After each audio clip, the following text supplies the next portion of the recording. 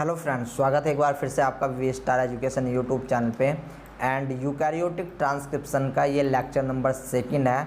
इससे पहले मैं आपको एक लेक्चर करवा चुका हूँ जिसमें हमने बेसिक बात की थी, और आज का लेक्चर भी आपका कुछ बेसिक होने वाला है। ठीक है ना, कुछ क्या सारा ही बेसिक होने वाला है, लेकिन ये आपके लिए इम्पोर्टेंट है क्योंकि आज हम आरएनए पॉलीमरेज सेकंड पढ़ेंगे। एंड आरएनए पॉलीमरेज सेकंड का जो प्रमोटर होता है उसको देखने वाले हैं। ठीक है ना, ये सारी बातें हम पढ़ चुके हैं कि कितने प्रकार के आरएनए होते हैं, कौन बनाता है, फंडामेंटल हम देख चुके हैं। आरएनए पॉलीमरेज को हम देख चुके हैं कि कितने प्रकार के आरएनए होते हैं एंड ये कौन से प्रकार के प्रोडक्ट का निर्माण करते हैं। फिर इसके प्रमोटर की बात की थी, इनके प्रमोटर के जो लोकेशन होता है, उनके जो कंसिस्टेंट सीक्वेंस होते हैं उसकी बात की थी, जो आपको पता होने चाहिए। ठीक है ना, तो आइए चलिए स्टार्ट करते हैं आरएनए पॉलीमरेज सेकंड से कि आरएनए पॉलीमरेज सेकंड क्या होता है। तो सबसे पहली बात आपको ये पता होना चाहिए कि आरएनए पॉलीमरेज सेकंड जो होता है मोस्ट ऑफ आरएनए का निर्माण करता है। ठीक है ना, मोस्ट ऑफ आरएनए का निर्माण करता है। ये आपका स्पेसिफिकली एमआरएनए को बनाता है। ठीक है ना, किसको बनाएगा? प्री एम, यहाँ पर देखो प्री एमआरएनए बनता है, यहाँ पर मैच्योर आरएनए नहीं बनता, यहाँ पर आपका प्री एमआरएनए बनता है। ठीक है ना, तो ये आपका किसको बनाएगा? एमआरएनए को बनाता है। ठीक है ना, इतनी बात समझ में आ गई, बहुत अच्छी बात है। तो अब 1 बाय 1 इसको देख लेते हैं कि क्या लिखा हुआ है। RNA polymerase second transcribe most eukaryotic gene that encoded protein, जो कि आपका प्रोटीन को एनकोड करते हैं। Recognisation of the promoter and initiation of transcription on a histone free DNA template by RNA polymerase second require a number of general transcription factor. Very important statement क्या है कि आपका जो आरएनए पॉलीमरेज है वो आपका प्रमोटर को recognise करेगा। ठीक है ना, प्रमोटर को रिकॉग्नाइज करेगा। एंड जो आपका इनिशिएशन ऑफ ट्रांसक्रिप्शन है, जो जहाँ से आपका ट्रांसक्रिप्शन स्टार्ट होने वाला है, याद रखो वो आपका हिस्टोन फ्री होना चाहिए। ठीक है ना, हिस्टोन फ्री होना चाहिए। अगर हिस्टोन फ्री है तो डायरेक्ट जर्नल ट्रांसक्रिप्शन फैक्टर, ये जर्नल ट्रांसक्रिप्शन फैक्टर क्या होते हैं बात करेंगे। अगर आपका हिस्टोन फ्री है, मैंने आपको न्यूक्लियोसोम्स मॉडल पढ़ा रखा है। ठीक है ना, जहाँ पर मैंने आपको ऑक्टामर पढ़ाया था कि वहाँ पर अगर आपकी ऑक्टेट प्रोटीन है, जो ऑक्टेट हिस्टोन प्रोटीन है, वो रैप करके रखती है डीएनए को। ठीक है ना, अगर वो हिस्टोन प्रोटीन ना हो, ठीक है ना, हिस्टोन प्रोटीन ना हो तो direct transcription general transcription factor आएंगे, वे प्रमोटर से अटैच होंगे एंड प्रमोटर से अटैच होने के बाद आरएनए पॉलीमरेज सेकंड की ज्वाइनिंग कराएंगे। ठीक है ना, आगे देखेंगे कि किस प्रकार से प्रोसेसिंग होता है। अगर क्या हो कि हमारा हिस्टोन प्रोटीन हमारे जो है वो प्रेजेंट हो, ठीक है ना, अगर हमारा अगर हमारा एमआरएनए बन रहा है बट जो डीएनए है उसमें हिस्टोन प्रोटीन प्रेजेंट हो, तब क्या होगा? But in histone associate DNA, अगर हमारा हिस्टोन एसोसिएट हो तो the general transcription factor are not alone sufficient to bind promoter. तब जर्नल ट्रांसक्रिप्शन फैक्टर जो इसके साथ, जो आपका डीएनए था, डीएनए के साथ आपके अटैच नहीं हो पाएंगे। इनको अटैच होने के लिए आपका एडिशनल फैक्टर की रिक्वायरमेंट होगी। अब ये एडिशनल फैक्टर कौन कौन से होते हैं तो हम आगे बात करेंगे।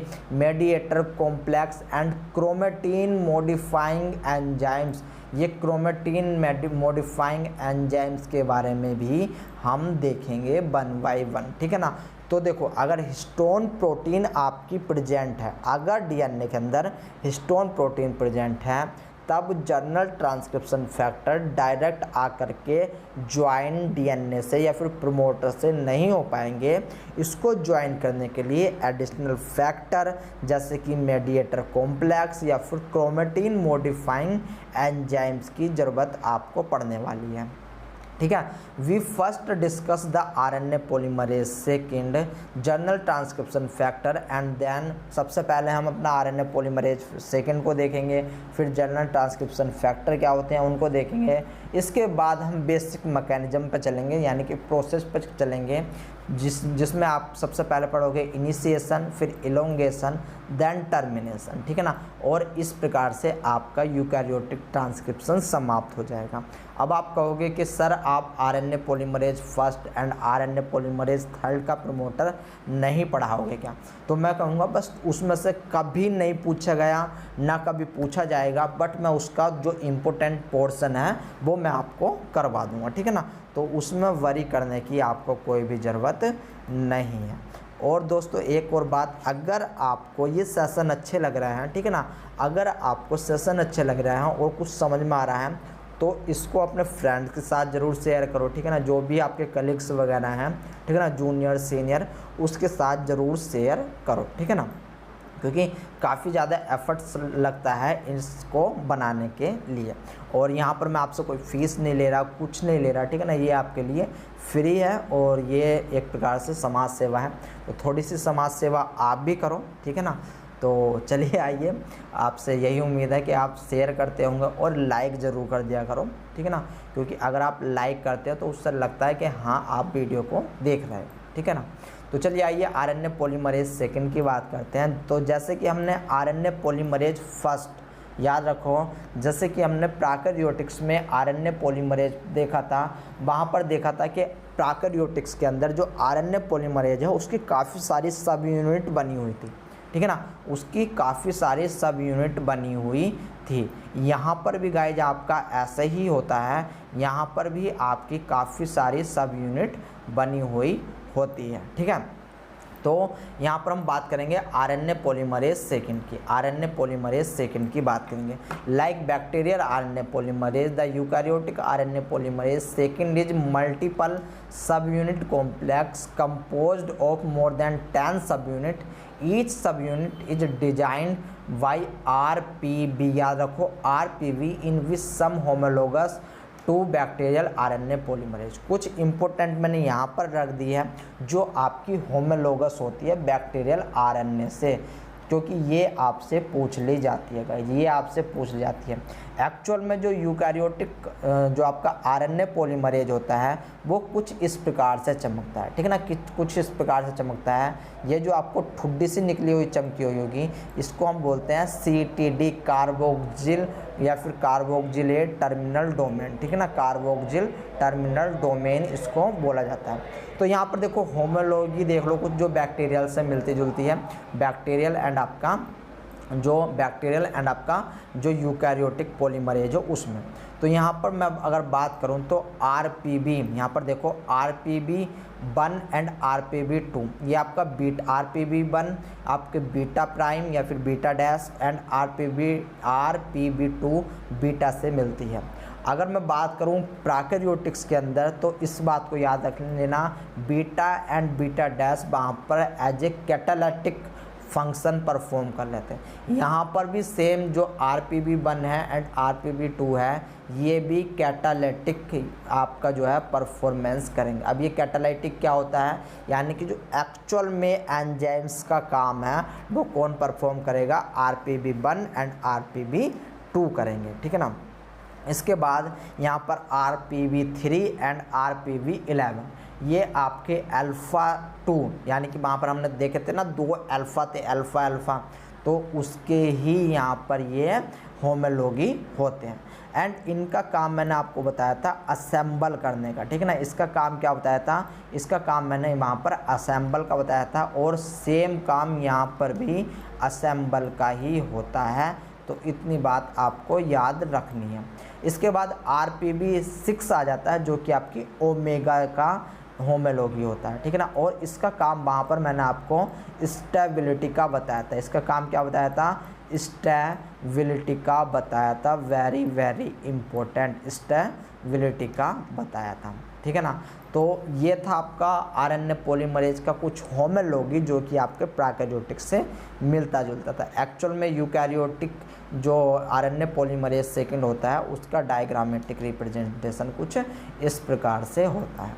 अब थोड़ा आगे बढ़ते हैं एंड अब जो ये CTD है, ठीक है ना, अब जो ये CTD है इसको थोड़ा सा और डिटेल में पढ़ने की कोशिश करते हैं क्योंकि यहाँ पर इस CTD का बहुत ही ज़्यादा इम्पोर्टेंट फंक्शन होता है, क्योंकि इस CTD से ही आपका, याद रखो, इस CTD से ही आपका प्रमोटर क्लियरेंस होना है, इस CTD से ही RNA आगे बढ़ेगा, इस CTD से ही आपकी कैपिंग होगी, इस CTD से ही स्प्लाइसिंग होगी, इस CTD से ही पॉली एडिनाइलेशन होगा, ठीक है ना। इसलिए ये वेरी वेरी इंपॉर्टेंट लोकेशन है आपकी RNA पॉलीमरेज सेकेंड में, इसलिए आपको इसके बारे में काफ़ी कुछ पता होना चाहिए, ठीक है ना।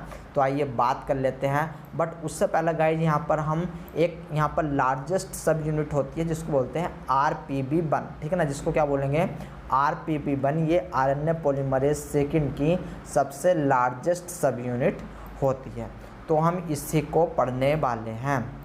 तो यहाँ पर गाइस देखो, the RPB1 is the largest सब unit of polymerase second and has a carboxylic terminal domain, जिसको हम CTD बोलते हैं, जिसको हमने यहाँ पर रिप्रेजेंट किया था। ये CTD RPB1 का है, ठीक है ना। ये किसका है, ये आपका RPB1 का है। Which is refer to as a tail, जिसको हम टैल भी बोल सकते हैं, RNA पॉलीमरेज सेकेंड की टैल भी बोल देते हैं। The CTD carboxylic terminal domain contain a series of repeat of heptapeptide sequence, very very important. ये जो CTD होता है इसमें 7 अमाइनो एसिड का एक सीक्वेंस होता है, जिसको हम हेप्टापेप्टाइड सीक्वेंस बोल देते हैं, ठीक है ना, हेप्टापेप्टाइड सीक्वेंस बोल देते हैं। और गाइज ये आपको ज़रूर याद होना चाहिए। पहले नंबर पे आपका आता है टायरोसिन, दूसरे नंबर पे आपका आता है सेरीन, तीसरे नंबर पर आपका आता है प्रोलीन, चौथे नंबर पर आपका आता है थ्रियोनिन, एंड पाँचवें नंबर पे फिर आपका सेरीन आ जाता है, एंड छठे नंबर पे आपका फिर दोबारा से प्रोलीन आ जाता है, एंड देन 7वें नंबर पे फिर सेरीन आ जाता है, ठीक है ना। देखो ये मैंने सिंगल लेटर कोड लिखे हैं अमाइनो एसिड का। टायरोसिन को Y से रिप्रेजेंट करते हैं, सेरीन को S से, प्रोलीन को P से। अगर आपको नहीं पता तो आप बायोकेमिस्ट्री का लेक्चर अभी जा करके देख सकते हो। अब यहाँ पर इम्पोर्टेंट क्या होता है कि ये CTD का रिपीटेड, यानी कि ये सीक्वेंस पाया जाता है किसमें वाला, CTD में, ठीक है ना। ये पाया जाता है आपका CTD में। एंड ये गाइज आपके लिए इम्पोर्टेंट है। इम्पोर्टेंट क्यों है, क्योंकि ये जो आपका CTD में ये जो आपका हेप्टापेप्टाइड सीक्वेंस पाया जा रहा है, इस हेप्टापेप्टाइड सीक्वेंस पे ही फास्फोराइलेशन होता है, ठीक है ना। फास्फोराइलेशन होता है। फास्फोराइलेशन का मतलब क्या होता है, यानी कि फॉस्फेट ग्रुप को ऐड किया जाता है। किसको ऐड किया जाता है, फॉस्फेट ग्रुप को ऐड किया जाता है। और एक्चुअल में ये जब आपका फॉस्फेट ग्रुप ऐड होता है, अटैच होता है, वहीं से आपका जो है नेक्स्ट प्रोसेस जो होता है वो परफॉर्म होता है। तो यहाँ पर फास्फोराइलेशन किस किस का होता है, वेरी वेरी इंपॉर्टेंट, यानी कि सेकंड नंबर पे जो सेरीन है उसका, एंड 5th नंबर पे जो सेरीन है उसका आपका जो है क्या होने वाला है, फास्फोराइलेशन होने वाला है। हम देखेंगे आगे कि सेकंड नंबर पे कब होता है एंड 5th नंबर पे कब होता है। बट गाइज ये आपके लिए YSP TSPS, ठीक है ना, ये आपके लिए इम्पोर्टेंट एक सीक्वेंस है। कभी कभी ये सीक्वेंस ही पूरा दे दिया जाता है कि बताइए CTD पर कौन सा सीक्वेंस पाया जाता है, ठीक है ना। और कभी कभी ये पूछ लिया जाता है कि बताइए वो कौन सी लोकेशन है जहाँ पर फास्फोराइलेशन होता है CTD का। तो आपको याद रख लेना है सेकंड पोजीशन पे एंड 5th पोजीशन पे यहाँ पर हमारा फास्फोराइलेशन होता है, ठीक है ना। There are 27 of these repeat in the yeast के अंदर, याद रखो ईस्ट के अंदर 27 रिपीट्स पाए जाते हैं, जबकि 32 इन वोम आपको C एलिगेंस में आपको 32 रिपीट्स देखने को मिलेंगे, 45 आपको ड्रोसोफिला में देखने को मिलेंगे, एंड हमारे अंदर ह्यूमन के अंदर 52 रिपीट्स देखने को मिलेंगे। Each repeat contains sites for phosphorylation by specific kinase, ठीक है ना। और ये काइनेज जो होता है ATP डिपेंडेंट होता है। आपको याद होगा कि जो हमने प्रोकैरियोटिक्स में पढ़ा था, प्रोकैरियोटिक्स में हमको CTD के लिए कोई भी ATP की ज़रूरत नहीं थी, बट यहाँ पर हमें ATP की ज़रूरत पड़ने वाली है काइनेज के लिए, ठीक है ना। इंक्लूडेड वन दैट इज सब यूनिट ऑफ THIH, यानी कि इसका मतलब क्या है कि जो काइनेज प्रॉपर्टी है वो आपके TH सेकंड, ये TH सेकंड है, याद रख लेना, TF सेकंड होना चाहिए, ठीक है ना, TH सेकंड नहीं, ये आपका TF सेकंड है, ट्रांसक्रिप्शन फैक्टर सेकंड H का मतलब हेलिकेज, ठीक है ना, जो कि हेलिकेज से परफॉर्म होती है, ठीक है ना। हम आगे बात करेंगे, कोई वरी करने की ज़रूरत नहीं है। आई होप गाइज ये स्टेटमेंट आपके लिए क्लियर हुए होंगे, ठीक है ना। अब हम चलते हैं आगे। अब RNA पॉलीमरेज सेकंड का प्रमोटर देख लेते हैं, हालांकि हमने पहले भी देख लिया था, बट अब हम इसको डिटेल में पढ़ेंगे, ठीक है ना। तो RNA पॉलीमरेज सेकंड का जो प्रमोटर होता है उसको हम दो भागों में बांटते हैं। पहला कोर पार्ट, ठीक है ना, जिसको बोलते हैं कोर प्रमोटर। दूसरा प्रोक्सिमल कंट्रोल एलिमेंट, जिसको हम PC एलिमेंट भी बोल देते हैं, या फिर इसको हम एडिशनल एलिमेंट, ठीक है ना, एडिशनल एलिमेंट के नाम से भी जाना जाता है, ठीक है ना, एडिशनल एलिमेंट के नाम से भी जाना जाता है। एक्चुअल में जो RNA पॉलीमरेज है वो आकर के बाइंड होता है कहाँ पर, तो वो आकर के बाइंड होगा इस कोर प्रमोटर पर। और ये जो आपके एडिशनल एलिमेंट है, या फिर जिसको हम प्रोक्सिमल कंट्रोल एलिमेंट कहते हैं, ये क्या काम करते हैं, ये RNA पॉलीमरेज की बाइंडिंग को कोर प्रमोटर पर बढ़ा देते हैं, इंक्रीज कर देते हैं। तो ये आपका एडिशनल एलिमेंट का काम होता है, ठीक है ना। जबकि जो कोर प्रमोटर होता है, आई रिपीटेड, जो कोर प्रमोटर होता है वहाँ पर आपका RNA पॉलीमरेज आकर के बाइंड होता है, ठीक है ना। अब यहाँ पर देखो कोर प्रमोटर कौन है, यहाँ पर INR एंड टाटा बॉक्स, याद रख लेना, very very important, INR and TATA box, ठीक है ना, ये आपका कोर प्रमोटर है। बट यहाँ पर गाइज एक आपका जो है एक मतलब आप कह सकते हो कि यहाँ पर आपकी जो है कभी कभी बाय मिस्टेक प्रमोटर के अंदर टाटा बॉक्स प्रेजेंट नहीं होता। वैसे तो टाटा बॉक्स हर किसी प्रमोटर के अंदर प्रेजेंट होता है, बट कभी कभी टाटा बॉक्स अब्सेंट होता है। तब यहाँ पर जो RNA पॉलीमरेज है उसके लिए कोर प्रमोटर कौन बनता है, ठीक है ना, कोर प्रमोटर कौन बनता है, तो अब ये तो अपस्ट्रीम साइटेड, तो RNA पॉलीमरेज सेकंड का प्रमोटर जो होता है उसके डाउन स्ट्रीम, यानी कि यहाँ पर आपको एक पोजीशन देखने को मिलेगी जिसको हम बोलते हैं DPE, वेरी वेरी इंपॉर्टेंट, ठीक है ना, DPE, जिसको हम बोलते हैं डाउन प्रमोटर एलिमेंट। तब ऐसी कंडीशन में जब आपका टाटा बॉक्स नहीं पाया जाता है, ऐसी कंडीशन में आपका जो कोर प्रमोटर होता है वो INR एंड आपका DPE होता है, ठीक है ना, INR एंड DPE आपका जो है कोर प्रमोटर होता है। तब जो RNA पॉलीमरेज है यहाँ पर आकर के बाइंड होता है, ठीक है ना, वेरी वेरी इंपॉर्टेंट। अब इसके बाद क्या है कि ये आपका जो है ये आपका जीन है, यहाँ से लेकर के यहाँ तक जीन है जिसका ट्रांसक्रिप्शन होने वाला है। अब आपको एक बात और याद आ रही होगी, मैंने आपको बताया था कि जो यूकैरियोटिक्स होता है उसका वो कैसा होता है, वो मोनोसिस्टोनिक होता है, यानी कि वहाँ पर एक ही जीन होता है जिसका ट्रांसक्रिप्शन होना होता है, ठीक है ना, यानी कि वन ट्रांसक्रिप्शन यूनिट बराबर 1 मोनोसिस्टोनिक यूनिट, ठीक है ना। तो इतनी बात आपको याद रखनी है। अब देखो यहाँ पर ये प्री mRNA का, यहाँ से जब आपका RNA बनेगा तो वो बनेगा प्री mRNA, ठीक है ना, वो क्या बनेगा, प्री mRNA बनेगा। अब ये प्री mRNA क्यों बनेगा, क्योंकि देखो इस जीन के अंदर आपका एक्सोन एंड इंट्रोन पाया जाता है, एंड इस प्री mRNA की बाद में हमें प्रोसेसिंग करनी पड़ती है, जिस प्रोसेसिंग में हम क्या करते हैं, जिस प्रोसेसिंग में गाइज हम ये जो आपका एक्सोन है, ये जो आपका एक्सोन है इसको हम इस जीन में ही रहने देते हैं, एंड ये जो इंट्रोन है इसको यहाँ से कट करके बाहर निकाला जाता है, ठीक है ना, इसको कट करके यहाँ से बाहर निकाला जाता है, एंड फिर एक्सोन 1, एक्सोन 2, एक्सोन 3 को जोड़ दिया जाता है। तो वहाँ पर भी आपके डिफरेंट टाइप के RNA काम करते हैं, ठीक है ना। तो हम देखेंगे जब हम आरएनए की प्रोसेसिंग पढ़ेंगे, ठीक है ना।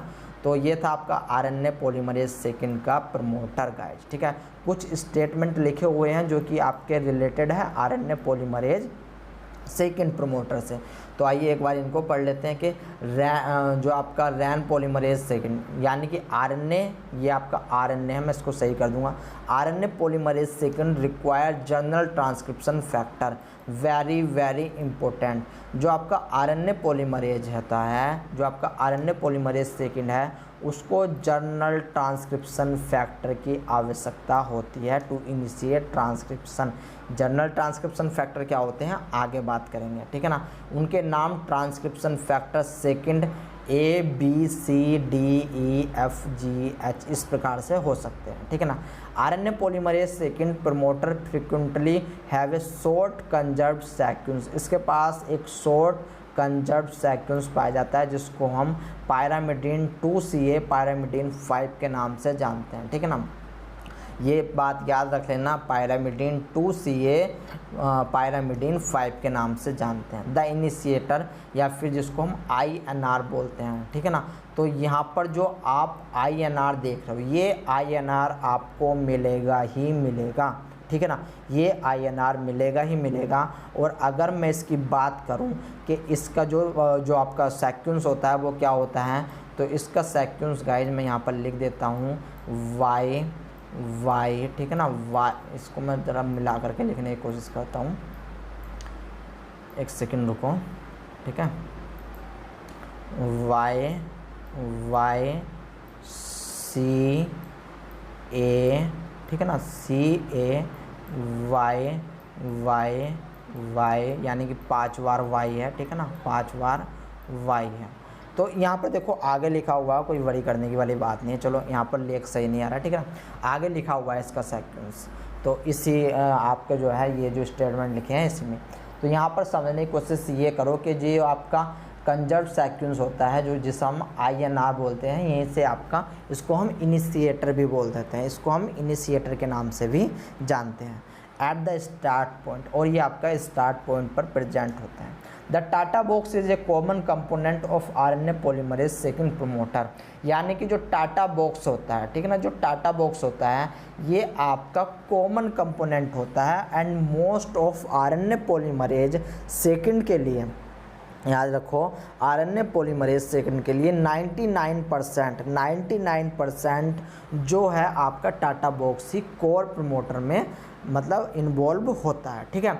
इट कंसिस्ट ऑफ 80 रिच, यहाँ पर जो टाटा बॉक्स होता है ये 80 rich octamer located approximately 25 to 30 base pair upstream of start point, ठीक है ना। देखो जैसे कि इसको डिफरेंट बुक्स में इसकी जो लोकेशन है वो अलग अलग दी गई है, तो अगर आपको एग्जैक्ट लोकेशन मतलब जाननी है तो इसको हम लिख सकते हैं -30 बेस पेयर, ठीक है ना, या फिर -13 बेस पेयर अप स्ट्रीम, जो कि टाटा बॉक्स की लोकेशन होती है।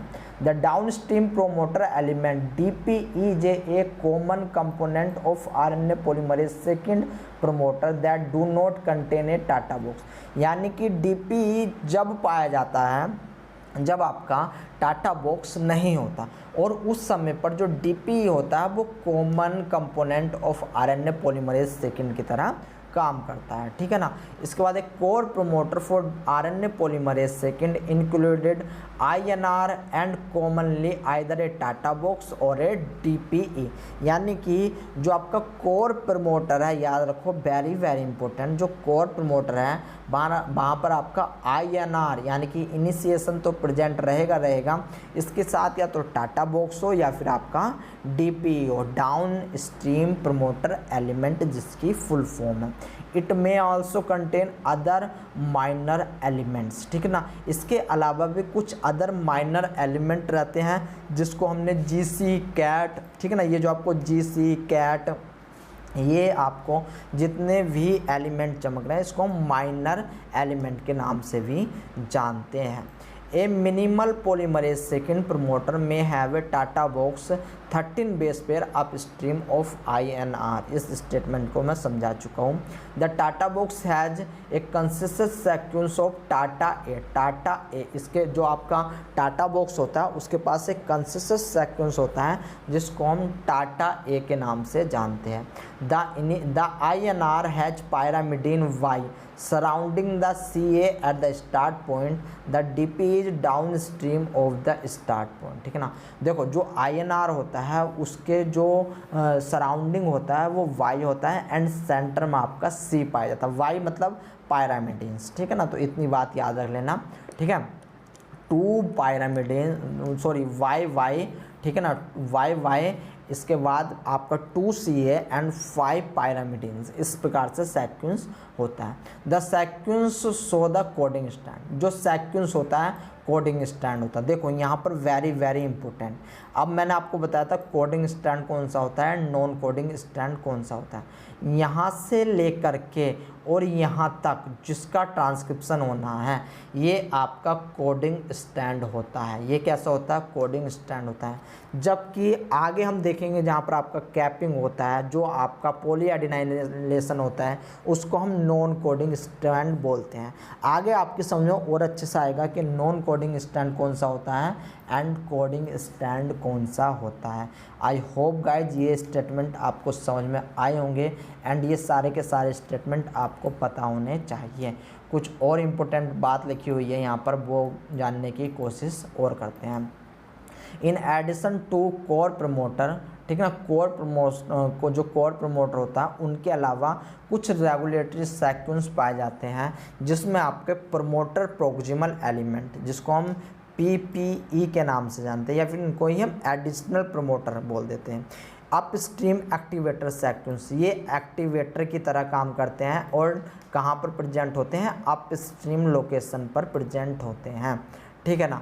एक्चुअल में देखो अगर कोई व्यक्ति नॉर्मल किसी काम को 2 घंटे में कर रहा है, ठीक है ना, नॉर्मल 2 घंटे में कर रहा है, अगर हम उस व्यक्ति को बाहर से एनर्जी प्रोवाइड कराएं, ठीक है ना, उस व्यक्ति को बाहर से एनर्जी प्रोवाइड कराएं तो वो इस काम को 1 घंटे में कर सकता है। तो सेम काम होता है ये जो आपके एडिशनल कोर प्रमोटर के अलावा जितने भी रेगुलेटरी सीक्वेंस होते हैं ये एक्चुअल में आपके जो आपकी प्रोटीन की सिंथेसिस होती है, सॉरी जो आपका ट्रांसक्रिप्शन होता है उसके टाइम को आपका क्या करते हैं, डिक्रीज करते हैं एंड और क्या करते हैं, ये आपका जो है जो राइट सीक्वेंस है उसके जो वो बन रहा है उसको बनाने में हेल्प करते हैं। कुछ आपके इन्हांसर रहते हैं जैसे कि silencer, boundary element and insulator. All of these DNA element bind regulatory protein जिसको हम एक्टिवेटर एंड रिप्रेसर, और ये क्या काम करते हैं, ये अकॉर्डिंग टू सिचुएशन ये आपके एक्टिवेटर की तरह भी काम कर सकते हैं या फिर रिप्रेसर की तरह भी काम कर सकते हैं। विच हेल्प ऑन और hide transcription from the core promoter, ठीक है ना, जो कि आपका जो है ट्रांसक्रिप्शन को हाइड करके भी रख सकते हैं या फिर आपका ट्रांसक्रिप्शन के लिए उसको आपका जो है ओपन करके भी रख सकते हैं। तो ये कुछ रेगुलेटरी सीक्वेंस है, इनको याद रख लेना। अब जर्नल फैक्टर्स क्या होते हैं जो उसकी हम बात कर रहे हैं काफ़ी टाइम से कि कुछ जर्नल ट्रांसक्रिप्शन फैक्टर की रिक्वायरमेंट होती है। तो एक्चुअल में ये होते क्या हैं, तो eukaryotic RNA polymerase itself incapable of binding to their respective promoter, hence they require additional protein to target them to specified site in DNA where transcription initiated. यानी कि जो RNA पॉलीमरेज होता है भाई साहब वो आपका डायरेक्ट जाकर के प्रमोटर से बाइंड नहीं हो पाएगा, वो प्रमोटर से बाइंड नहीं हो पाएगा तो उसको कुछ एक्स्ट्रा प्रोटीन की ज़रूरत पड़ेगी। जब उसको एक्स्ट्रा प्रोटीन की ज़रूरत पड़ेगी तो वे एक्स्ट्रा प्रोटीन मिल कर के कोई RNA पॉलीमरेज के साथ मिलेगा, कोई प्रमोटर पे डायरेक्ट जा कर के बाइंड होगी, वे ही आपका इनिशिएशन करवाएंगे, ट्रांसक्रिप्शन इनिशिएशन करवाएंगे। और ऐसे प्रोटीन जो कि आपका ट्रांसक्रिप्शन इनिशिएशन करवाती हैं उनको ही हम जर्नल ट्रांसक्रिप्शन फैक्टर बोलते हैं, ठीक है ना। This protein are called general transcription factor. These proteins come together to form a large complex that bind RNA polymerase and help it to initiate transcription at specific promoter.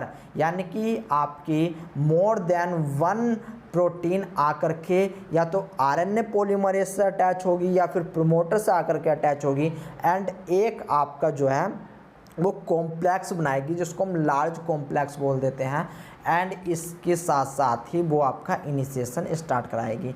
The general transcription factor that are required to initiate transcription by RNA polymerase are denoted by transcription factor for RNA polymerase second with letter designate the individual factor.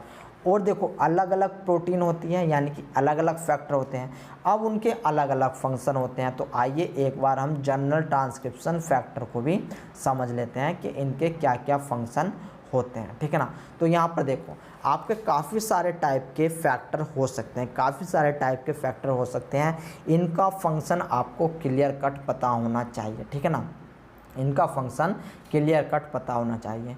Factor यानी कि TF second, ये है TF second transcription factor second A, transcription factor second B, transcription factor second D।